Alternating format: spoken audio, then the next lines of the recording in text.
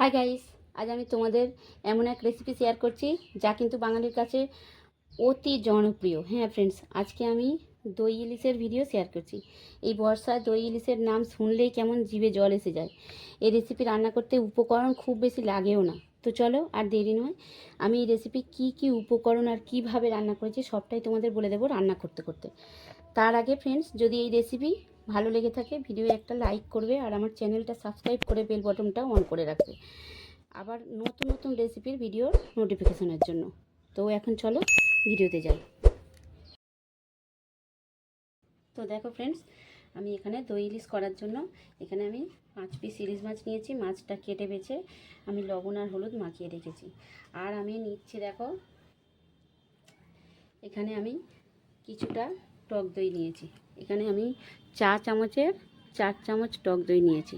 আর এই টক দইটা আমি চামচ দিয়ে খুব ভালো করে ফেটিয়ে নিচ্ছি।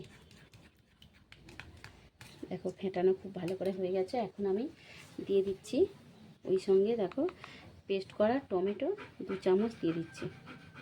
আর বেশি দিতে লাগবে না। আর আমি দিয়ে দিচ্ছি অল্প একটু জল। খুব ভালো করে চামচ দিয়ে আমি টমেটো, দই আর জল খুব ভালো করে ফেটিয়ে নিয়েছি। আর আমি দিয়ে দিচ্ছি, দেখো এখানে একটু সর্ষে বাটা নিয়েছি। তো আমি সর্ষে বাটা নিয়েছি এখানে 4 চামচের 2 চামচ। আর ওই সঙ্গে আমি দিয়ে দিচ্ছি অল্প একটু জল। খুব চামচ দিয়ে এইভাবে ভালো করে জলের সাথে মিশিয়ে নিচ্ছি। এখন দেখো সর্ষে বাটাটা আমি একটা স্ট্রেনারের সাহায্যে ছেঁকে নিচ্ছি। সর্ষে বাটা আমার ছেঁকে নেওয়া হয়ে গেছে। এই ডাস্ট আমার এগুলো ডাস্ট হয়ে গেছে, এগুলো আমি ফেলে দিচ্ছি, এগুলো আমার লাগবে না। আর কি উপকরণ আমার লাগছে আমি সবটাই তোমাদের রান্না করতে করতে বলে দেব। চলো রান্নাটা শুরু করি। তো প্রথমেই আমাকে ইলিশ মাছগুলো ভেজে নিতে হবে। তার জন্য আমি কড়াইতে বেশ কিছুটা তেল দিয়ে দিলাম। আর এই গরম তেলের মধ্যে আমি যে মাছটা নিয়েছিলাম ইলিশ মাছটা একে একে আমি ছেড়ে দিচ্ছি। দেখো ফ্রেন্ডস, মাছগুলো আমার ভাজা হয়ে গেছে। আমি কিন্তু খুব লাল করে ভাজিনি, দেখো একটু হালকা ভেজেছি। ইলিশ মাছ দই দিয়ে রান্না করার জন্য খুব বেশি ভাজতে লাগে না, এরকম ভাজা হলেই হবে। তো আমি এখন মাছগুলো একটা জায়গায় তুলে নিচ্ছি।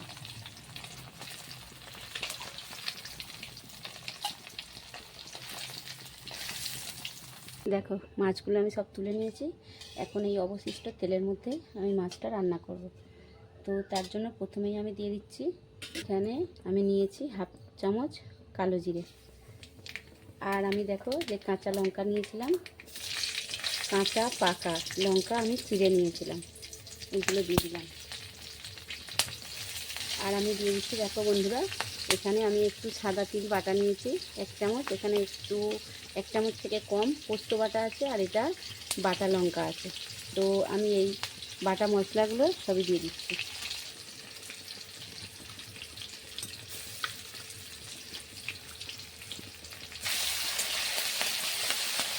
ওই সঙ্গে আমি দিয়ে দিচ্ছি পেস্ট করা টমেটো আর টক দই।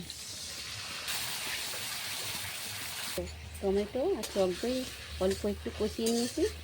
আর এখন আমি দিয়ে দিচ্ছি যে সর্ষে বাটাটা আমি স্ট্রেনারে ছেঁকে নিয়েছিলাম, এই সর্ষে বাটাটা দিয়ে দিচ্ছি। আর আমি দিয়ে দিচ্ছি, দেখো ওই সর্ষে বাটার বাটি ধুয়ে অল্প একটু জল দিয়ে দিচ্ছি। দেখো ঝোল খুব ভালো করে ফুটে গেছে। তো আমি ভেজে রাখা মাছগুলো একে একে দিয়ে দিচ্ছি।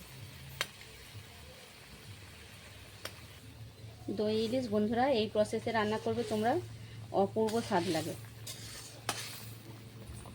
দেখো আমি স্বাদ মতো লবণও দিয়ে দিচ্ছি।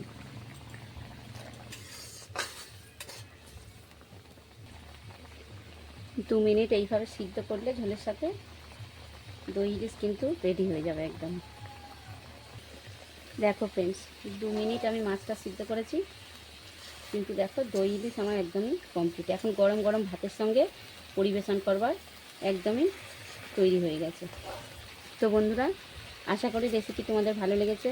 রেসিপি ভালো লাগলে ভিডিও একটা লাইক করবে আর আমার ছোট্ট চ্যানেলটা সাবস্ক্রাইব করে পাশে থাকা বেল বটনটা অন করে রাখবে। যাতে আমি নতুন নতুন রেসিপি যখনই শেয়ার করব তখনই তোমরা ভিডিও নোটিফিকেশান পেয়ে যাবে। তো আমি একটা প্লেটে তুলে তোমাদের দেখাচ্ছি। পুরো ভিডিও দেখার জন্য ধন্যবাদ বন্ধুরা। আবারও দেখা হবে নেক্সট ভিডিও। চলো এখন গরম গরম ভাতের সঙ্গে পরিবেশন করতে হবে।